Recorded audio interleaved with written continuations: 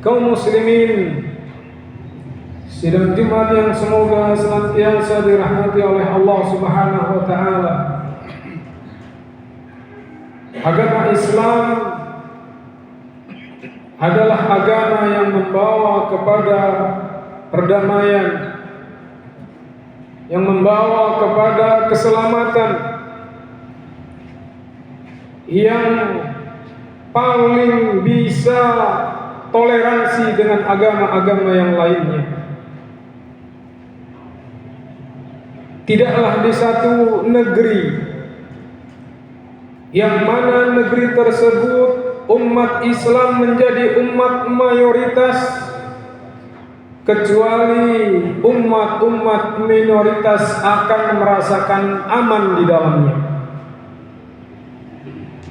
Tapi sebaliknya, tidaklah di satu negeri ketika kaum muslimin menjadi umat minoritas, maka tidak sedikit di kalangan kaum muslimin yang menjadi umat minoritas mendapatkan perlakuan-perlakuan yang tidak mengenakkan, mendapatkan perlakuan-perlakuan yang tidak manusiawi, mendapatkan bullying, persekusi, bahkan genosida, pembantaian. Dan itu banyak terjadi di negara-negara yang kaum muslimin menjadi umat minoritas. Mulai di Rohingya, di Burma, Myanmar, di India, dan di negara-negara yang lainnya. Tapi kita tidak pernah melihat di mana kaum muslimin menjadi umat terbesar di satu negeri, kecuali umat-umat minoritas dari kalangan non-Islam. Mereka bisa menjalankan agamanya dengan baik. Ini menunjukkan bahwasanya Islam adalah agama yang menjaga toleransi. Rasulullah sallallahu alaihi wasallam bersabda, "Akmalul mu'minina imanan ahsanuhum samhan." Orang mukmin yang sempurna imannya adalah orang mukmin yang mampu mempraktekkan toleransi.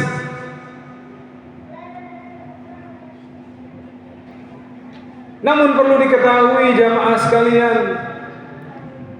toleransi di dalam Islam itu ada kaidahnya, ada batasan-batasannya yang perlu diperhatikan dan tidak boleh dilanggar.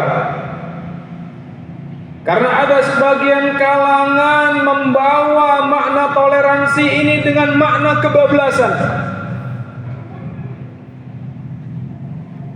Rasulullah sallallahu alaihi wasallam dan para sahabatnya telah mempraktikkan bagaimana mereka hidup bertoleransi bersama dengan orang-orang Yahudi, orang-orang Nasrani, orang-orang Majusi.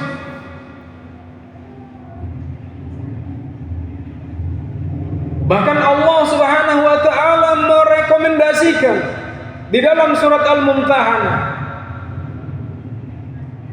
Kata Allah Subhanahu wa taala, "La yanhaakumullah 'anil ladzina lam yuqatilukum wa lam yukhrijukum min buyutikum min diyarikum an tabarruhum wa tuqsitu ilaihim."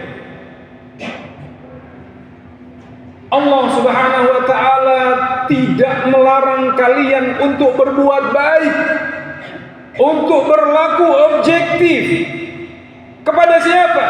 Kepada orang-orang kufar yang tidak memerangi kalian.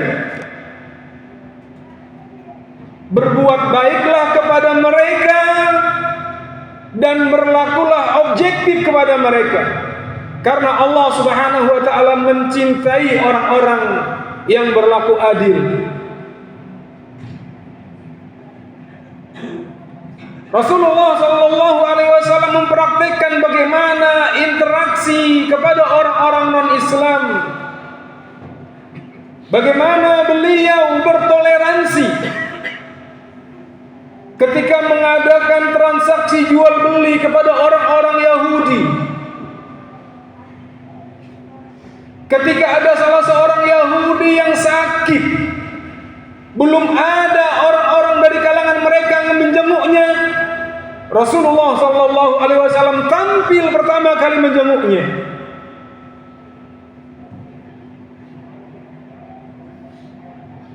Kemudian ketika ada salah seorang kufar Quraisy minta jaminan keamanan agar tidak dibunuh, agar tidak diperangi, kata Nabi Shallallahu Alaihi Wasallam, fa'ajirhu, lindungi dia. Bahkan dalam riwayat lain Rasulullah Shallallahu Alaihi Wasallam keras mengancam para sahabatnya, man qatala mu'ahadan lam yajid raihatal jannah. Barang siapa yang memerangi orang-orang kufar, yang orang kufar tersebut hidup di tengah-tengah kaum muslimin, yang dia dilindungi secara hukum negara, tapi tetap diperangi, lam yajid raihatal jannah, maka orang yang memeranginya tidak akan pernah mencium baunya surga. Bayangkan, kalau ada seorang kufar non-Islam tinggal di kampung kita yang dia mendapatkan jaminan keamanan dari negara, tidak boleh memeranginya, bahkan harus berbuat baik kepadanya, tidak boleh menzaliminya. Barang siapa yang menyakitinya tidak akan pernah mencium baunya surga, kata Rasulullah sallallahu alaihi wasallam. Umar ibn Khattab ketika menaklukkan Palestina, menaklukkan kota Yerusalem yang pada waktu itu dikuasai oleh Bizantium, yang agama mereka adalah agama Nasrani, Kristen, yang ketika itu pasukan dipimpin oleh Abu Ubaidah ibn al-Jarrah. Kata Raja Bizantium, aku ingin menyerahkan tampuk kekuasaan Palestina langsung kepada khalifah kalian. Pada waktu itu Khalifah Amirul Mukminin Umar bin Khattab dikirimi surat dari Palestina menuju ke Madinah untuk datang langsung. Dan beliau datang hanya dengan 2 atau 3 orang sahabat. Yang singkat cerita, pada waktu itu, pada waktu penyerahan kekuasaan langsung oleh Raja Bizantium, Umar ibn Khattab tidak menyegel gereja-gereja yang ada di Yerusalem. Tidak disegel, tidak ditutup, apalagi dihancurkan. Bahkan mereka diberikan kebebasan di dalam melakukan ibadat menurut keyakinan mereka. Dan itu tidak terjadi kecuali kepada pemimpin-pemimpin Islam.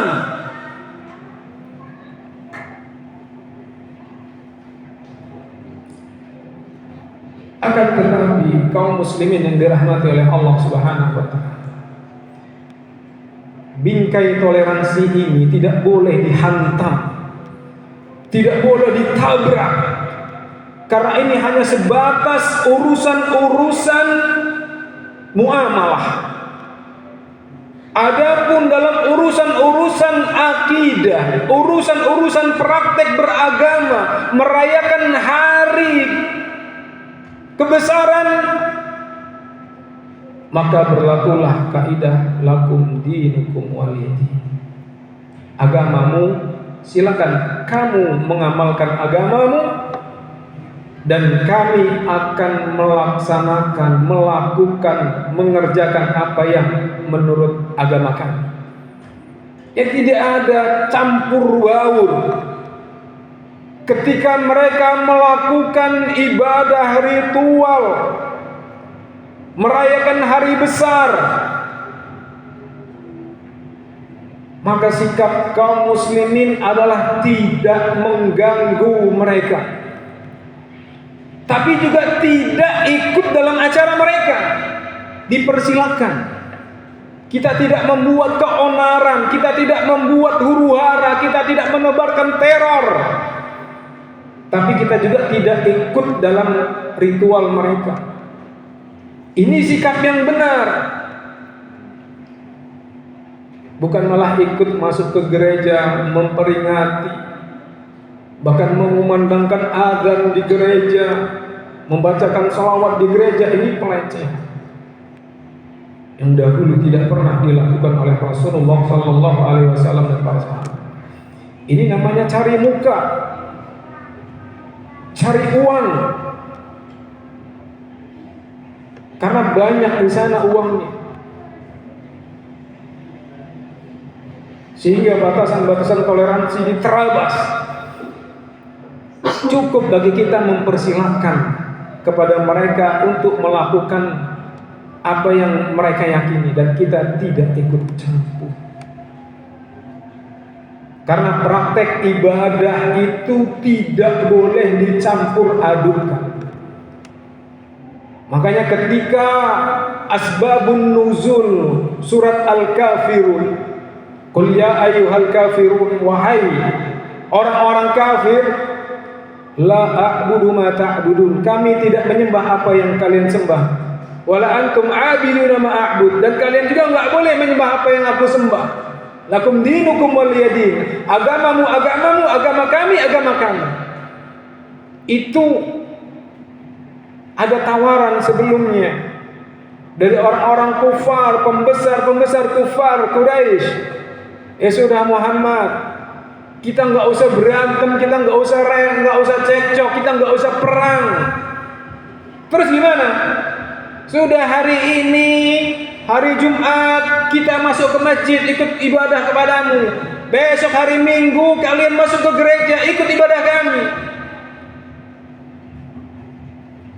Turun surat yang menjelaskan tentang lakum dinukum waliyadin. Enggak boleh dicampur aduk.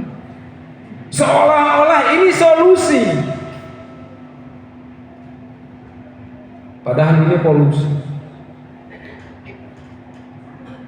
Maka Allah Subhanahu wa taala memisahkan antara muamalah dengan ibadah. Kalau muamalah, kita harus toleransi kepada orang-orang non-Islam. Mereka sakit, kita jenguk. Mereka butuh bantuan, kita bantu. Mereka lemah, kita tolong. Mereka terzalimi, kita jaga haknya. Tapi ketika masalah ibadah, lakum dinukum waliyadin. Ini batasannya yang tidak boleh diterjang, yang tidak boleh dilanggar, yang tidak boleh seorang itu mencampur adukan yang hak dengan yang batil. Kan ada di Solo sana, ada seorang pendeta, kalau hari Jumat dia ikut Jumatan, ya, dengan harapan apa? Nanti biar hari Minggu ada tokoh-tokohnya yang ikut masuk ke gereja. Ini tidak benar. Ya, dan kita tidak mengucapkan selamat atas hari raya mereka. Cukup kita menjaga adab, menjaga etika. Karena mengucapkan selamat ini memberikan konsekuensi besar. Selamat Natal berarti memberikan konsekuensi. Selamat menetapkan Allah punya anak.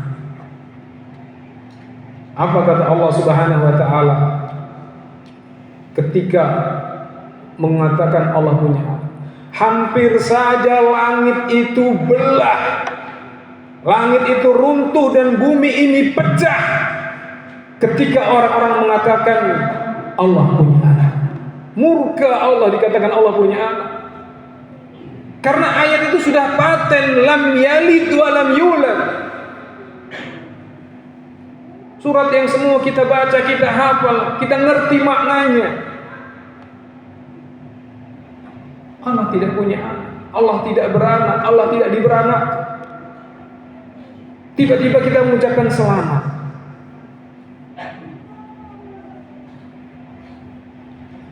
Maka kaum muslimin yang dirahmati oleh Allah Subhanahu wa taala, ini toleransi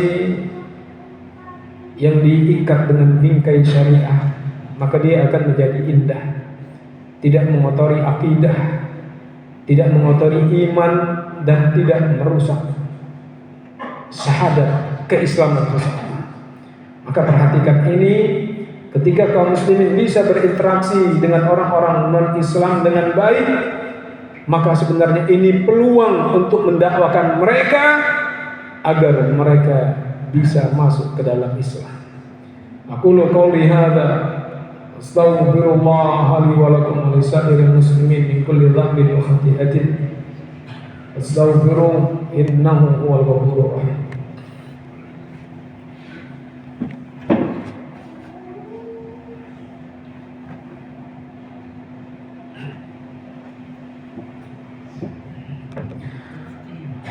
Alhamdulillah rabbil alamin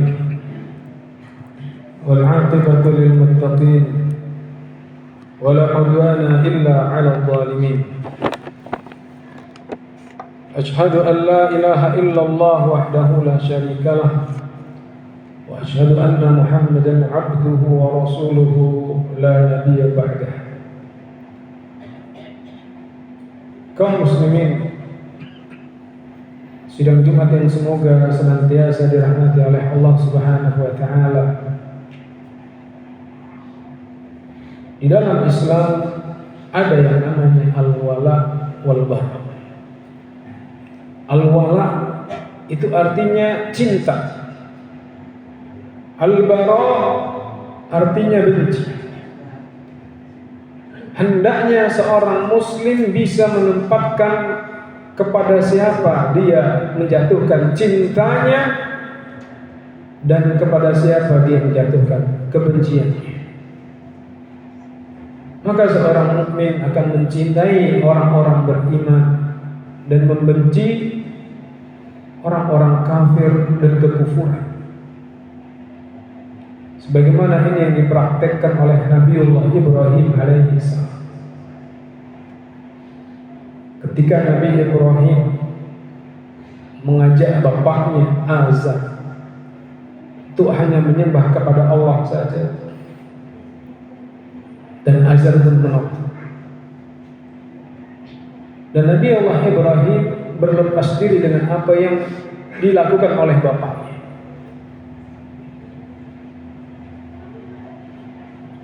Namun sebatas kebencian itu terhadap kekufuran. Ketika seorang memiliki orang tua, yang orang tua tersebut masih non-Islam, maka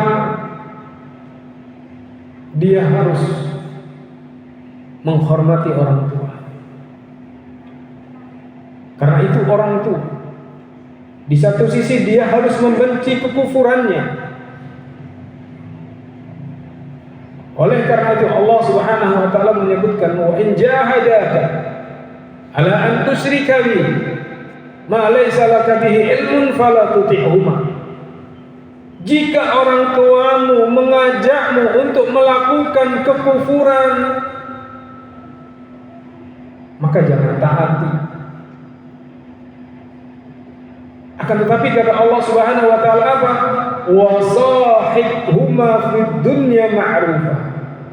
Akan tetapi pergaulilah, berinteraksilah engkau dengan kedua orang tuamu dengan cara yang baik. Subhanallah. Ini bagaimana Allah Subhanahu wa taala mengajarkan kepada kita al-wala wal bara. Bagaimana kebencian dan kecintaan. Benci dengan kekufurannya, tapi tidak membenci fisiknya. Dia masih berkhidmat dengan orang tuanya. Dan itulah Islam yang diajarkan, yang dibawa oleh Rasulullah Sallallahu Alaihi Wasallam. Semoga ini bisa memberikan pencerahan kepada kita bagaimana kita menyikapi perbedaan-perbedaan agama dan menyikapi orang-orang yang berbeda agama, baik itu tetangga kita atau mungkin keluarga kita atau bahkan orang tua kita. Bagaimana agar kita bisa menarik mereka, memberikan contoh akhlakul karimah kepada mereka sehingga mereka bisa tertarik ke dalam Islam, bukan malah sebaliknya, bukan malah kita yang tergerus akibat bergaul kepada orang-orang non-Islam, kita malah ketularan buruknya, semakin jauh dari Allah Subhanahu wa taala. Wal iyadu billah. Innallaha wa malaikatahu yusholluna 'alan nabi ya ayyuhalladzina amanu shallu 'alaihi wa sallimu taslima. Allahumma shalli 'ala nabiyyina Muhammadin wa 'ala alihi wa sahbihi ajma'in. Allahumma ighfir lil muslimina wal muslimat wal mu'minina wal mu'minat al ahya'i minhum wal amwat. Rabbana zalamna anfusana wa in lam taghfir lana wa tarhamna lanakunanna minal khasirin. Allahumma arinal haqqa haqqa warzuqna ittiba'ah wa arinal batila batila warzuqna ijtinabah. Allahumma ighfir lana wa liwalidayna warhamhum kama rabbawna shighara. Rabbana hab lana min azwajina wa dhurriyyatina qurrata a'yun waj'alna lil muttaqina imama. Allahumma shfi mardana wa maradal muslimin. Allahumma aslih lana wa aslih ulata umurina. Allahumma ansuril Islam wal muslimina fi Filastin. Allahumma ansuril Islam wal muslimina fi Gaza. Allahumma ansuril Islam wal muslimina fi Sumatra.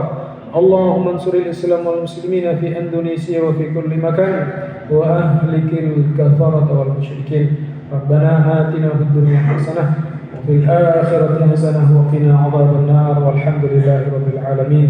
Ibadallah, inna Allah ya'murukum bil 'adli wal ihsan wa ita'i dzil qurba wa yanha 'anil fahsya'i wal munkari wal baghi ya'idukum la'allakum tadhakkarun. Fadhkurullaha alladhi yadhkurkum washkuru 'ala ni'amihi yazidkum wa la dzikrullahi akbar. Aqimis shalah.